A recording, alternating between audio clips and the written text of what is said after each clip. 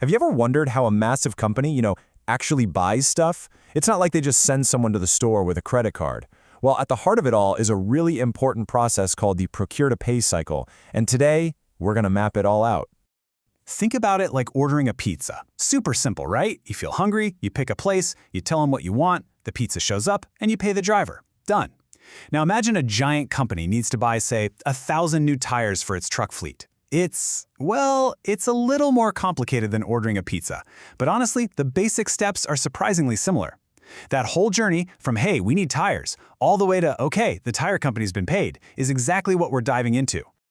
And there's an official name for this whole dance: Procure-to-Pay, or P2P for short. It's the complete end-to-end process that covers everything from that first little spark of a need all the way to the final handshake when the payment is made. You can think of it as the official rulebook for all corporate shopping. To make this all super clear, we're going to break it down into 4 main phases. We'll see how a simple request gets started, how they find the right company to buy from, what happens when the stuff actually shows up, and of course, how the money gets paid. And you'll want to stick around to the end, because that's when we'll connect all the dots and see why this whole process is so incredibly important. All right, let's kick off the journey. So here it is, the whole shebang. All 12 steps in one big picture. Now don't worry, this might look a little overwhelming, but think of it as our map for today. We're going to tackle this in 4 simple phases, starting right at the very beginning. Every big process has to start somewhere. And in the world of buying things, that's phase 1, the request. This is where a simple thought, we need something, starts to become a real formal action. It really does start simply. For step 1, someone, maybe out on the factory floor or in an office, just realizes, hey, we're running low on this thing, or we need this new service. But, and this is key, they can't just go out and buy it. That need has to get formalized. And that brings us to step 2, the purchase requisition. Now, this is not the order. Think of it as an internal document. It's the official, can I please have this form that gets sent to the purchasing department for approval. And this is exactly what it looks like in the real world. This is a screen from a huge business software called SAP. You can literally see someone creating a formal request for sauce. They're putting in the quantity they need, the dates, all the little details so the purchasing team knows exactly what's being asked for. It's all about tracking and control right from the very beginning. Okay, so the request gets the green light. Now what? Well, the company has to find someone to actually buy the stuff from. So let's jump into phase 2, finding a vendor. Let's look at our map again. We're now moving into the heart of the procurement part of the process. Steps 3, 4, 5, and 6 are all about sourcing, negotiating, and making the deal official with a supplier. So here's how it plays out. First, the pros in the procurement team make a short list of potential vendors they trust. Then, they send out what's called a request for quotation, or an RFQ. That's basically asking, hey, what's your best price and what are your terms? Once all the quotes come back, they pick a winner. And then comes the big one. They create the purchase order, or PO. And this is so important to understand. A purchase order isn't just a casual email. No way. It's a legally binding contract. It logs in everything: the price, the quantity, the delivery date. Once a vendor accepts that PO, a deal has officially been made. And here we are, back in the system again. But this time, we're looking at a purchase order. And look, it's for Tire for Safari. See how it spells out the specific vendor, the exact quantity, the price for each tire, and the delivery date?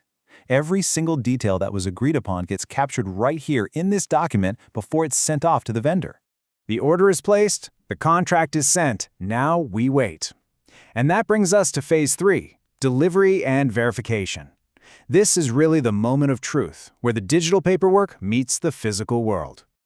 Check in back in with our map. We're moving down the line to steps 7, 8, 9, and 10. This whole section is about getting the stuff, getting the bill, and most importantly, making sure everything matches up perfectly before a single cent is paid. So first, the vendor sends a notice saying, hey, the truck's on its way. Then the truck arrives, and the company does a goods receipt. That's them physically checking the items to make sure they're what was ordered and in good shape. A little later, the vendor sends the invoice, the official bill. All of this sets the stage for what is probably the most important checkpoint in this entire process, the 3-way match. This screen shows you exactly what's happening on the loading dock. You've got an employee entering a goods receipt for cheese, confirming that 100 kilograms just arrived, and they're logging it against that original purchase order. This digital proof of physical delivery is absolutely critical for what comes next. Okay, I really can't say this enough. The three-way match is the single most important control in this entire cycle. It is the safety lock that stops a company from paying for 1,000 tires when only 900 actually showed up. It prevents them from paying an invoice for something they never even ordered in the first place. It's a huge deal. And this table just breaks it down perfectly. The computer system automatically checks 3 documents against each other. The purchase order asks, what did we agree to buy? The goods receipt asks, what did we actually get? And the supplier invoice asks, what are they billing us for? If those 3 things all line up on quantity and price, boom, the invoice is good to go. If not, a big red flag goes up. And success. The three-way match is confirmed. Everything looks great. That means it's finally time to pay the bill. So let's move into our last operational phase, Phase 4, making the payment. This phase is pretty straightforward, but it's obviously vital. In Step 11, the accounts payable team sends the payment to the supplier, based on the terms that were agreed to way back in the purchase order.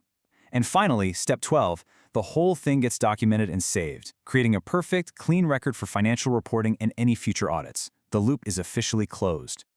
So, we've walked through all 12 steps, from the first request all the way to the final payment. And you might be thinking, wow, that is a lot of work just to buy something. And you're right. Which brings us to the big picture and the most important question of all. Why does any of this even matter? Well, it matters because this isn't just about paperwork. It's a core business strategy. A solid P2P process keeps costs under control. It stops people from making unauthorized rogue purchases. It makes sure you get the exact quality and quantity you paid for, thanks to things like the goods receipt and that three-way match. It actually builds trust with suppliers because they know they'll be paid correctly and on time. And it creates a perfect traceable audit trail for every single dollar the company spends. And this flowchart just wraps it all up beautifully. It shows the whole process as one connected digital thread. Don't worry about the little codes you see. Those are just shortcuts in the software. The important part is the flow, from the purchase requisition on the left through all the approvals to the final invoice verification on the right. Every single step is linked, tracked, and controlled. This is basically the engine of modern corporate spending. So the next time you see a delivery truck pull up to your office or a brand new piece of equipment getting installed, you'll know the long, detailed journey it took to get there. It really makes you think, if every dollar a company spends follows a journey like this one, what does that journey look like where you work? Thanks for joining me.